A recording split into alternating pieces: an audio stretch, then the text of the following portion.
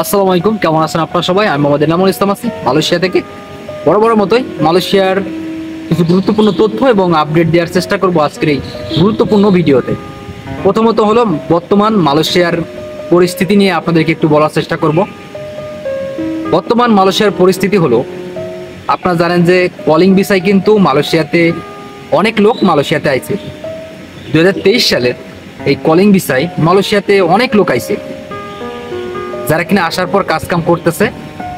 অনেকেরই ফ্যাটকারে কিন্তু কাজকাম কম। এখন আপনাদেরকে আমি কিভাবে বোঝাবো সেটা হচ্ছে যে, সাপোজ এই জায়গায় একটা জায়গা, এই জায়গায় একটা কাজের জায়গা, আমি যেখানে কাজ করি। এখন এই কাজের জায়গায় আমরা 2017 সাল 18 সাল থেকে কাজ করি। এই জায়গা এইখানে আমরা কাজ করি 2018 সাল এবং 17 সাল থেকে শুরু করে এখন 2024 সাল, সামনে 25 সাল। এখন কথা হলো, এই যখন কিনা কলিং ভিসা খোলা ছিল, যখন কিনা কলিং ভিসায় নতুন লোক আইছে মালয়েশিয়াতে 2023 সালে, আমরা কিন্তু 2023 সালের আগে অনেক টাকা বেতন পাতাম। দেখা যাচ্ছে যে আপনার আমাদের এই কোম্পানিতে আপনার 20 জন লোক কাজ করতো। আমাদের এই কোম্পানিতে 20 জন লোক কাজ করতো। আপনাদেরকে মালয়েশিয়ার পরিস্থিতি হিসাবে আমি বলতেছি আর কি, যে আমাদের এই জায়গায় কাজের জায়গা, আমরা যে কাজ কাম করতেছি, ওয়েল্ডিং করতেছি, এই কাজের জায়গাতে আগে 20 জন লোক কাজ করতো। এখন এই কলিং ভিসা খোলার পরে, এই 2023 সালে কলিং ভিসা খোলার পরে এইখানে কাজ করে 40 জন। এই জায়গায় কাজ করে 40 জন। তাহলে কি হলো? এই 20 জন লোকের কাজ কিন্তু বাড়ছে, কাজ জায়গা কিন্তু বাড়ে নাই, কাজ বাড়ছে।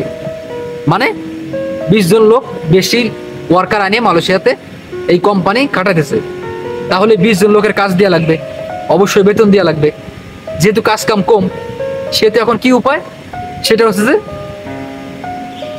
আগে আপনার ওভার টাইম হতো, শনি রবিবার কাজ কাম হতো, ছুটির দিনগুলোতে ভালো ডিউটি হতো, ভালো স্যালারি পাইতাম আমরা। এখন কলিং ভিসায় লোকজন আনার পরে এখন কিন্তু আমাদের ডিউটি কমে গেছে।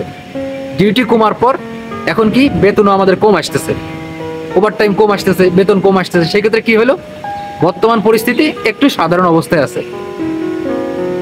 এরপরে যখন আমরা দেশে চলে যাব, অথবা লোকজন আস্তে আস্তে করে দেশে চলে যাচ্ছে, অনেকেই 8 বছর 9 বছর 10 বছর হয়ে গেছে এই কোম্পানিতে, এখন তারা দুইজন একজন করে দেশে চলে যাচ্ছে।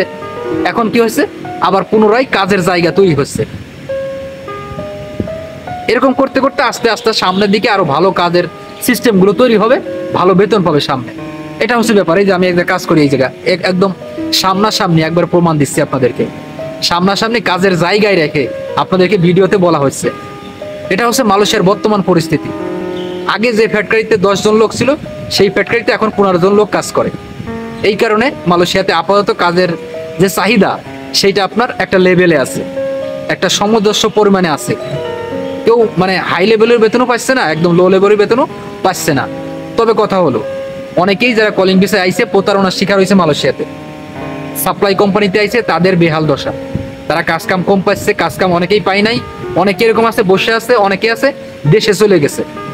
শুধুমাত্র সিন্ডিকেট এজেন্সির কাজ করার কারণে এই সকল প্রতারণার শিকার হয়েছে লোকজন।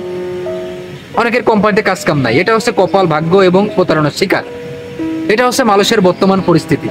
এখন যারা কিনা কলিং ভিসায় নতুন আসতে চান মালয়েশিয়াতে, যারা কিনা যে সকল সাইডে আসতে চান, আমি আপনাদেরকে বলবো আপনারা যাচাই বাছাই করে আসেন, তারপরে কোম্পানি দেখে তারপরে আসেন আপনারা, তাহলে ভালো হবে। আর পরবর্তী সময় মালয়েশিয়াতে যদি কর্মী আনে, সেই ক্ষেত্রে যদি সিন্ডিকেট এজেন্সি কাজ না করে, সেই ক্ষেত্রে আশা করা যায় মালয়েশিয়ার শ্রমবাজার অনেক ভালো হবে আগের থেকে। অল্প টাকায় আসতে পারলে আরো বেশি ভালো হবে। এখন যে ব্যাপারটা, সেটা হচ্ছে মালয়েশিয়াতে যারা অবৈধ আছে তাদেরকে কিন্তু ধরে ধরে দেশে পাঠাচ্ছে মালয়েশিয়া সরকার। অনেক কোম্পানিতে যারা 5 বছর 6 বছর 10 বছর ধরে কাজ করে, ওই কোম্পানি থেকে অবৈধ যে সকল লোকজন আছে তাদেরকে ধরে ধরে নিজ নিজ দেশে পাঠায় দিচ্ছে। এই যে অবৈধ লোকজন ধরে ধরে নিজ নিজ দেশে পাঠায় দিচ্ছে, সেই সব জায়গা কিন্তু কর্ম মানে কাজের জায়গা খালি হচ্ছে। কি হবে, পরবর্তী সময় কলিং ভিসা খুললে এইসব কোম্পানিতে আবার সেই সব লোক নিয়ে আসবে যারা কিনা অবৈধ ছিল মালয়েশিয়াতে। এখন প্রত্যেক দিনই কিন্তু আপনার মালয়েশিয়াতে মিনিমাম 100 150 200 এবং 500 600 করে কর্মী গ্রেপ্তার করতেছে এবং নিজ নিজ দেশে ফেরত পাঠাচ্ছে। সর্বশেষ ব্যাপারটা হচ্ছে, মালয়েশিয়ার বর্তমান পরিস্থিতিতে দিন দিন কর্মী সংকটে যাইবে আস্তে আস্তে। স্বাভাবিক জায়গায় ফিরে যেতে হলে আরো কয়েক মাস সময় লাগবে। তবে কলিং ভিসা চালু হলে আমার মনে হয় বর্তমান সময়ে শুধুমাত্র প্লান্টেশন এবং এগ্রিকালচারের লোক আনলে বেশি একটা সমস্যা হবে না কর্মীদের, যারা নতুন অবস্থায় আসবে।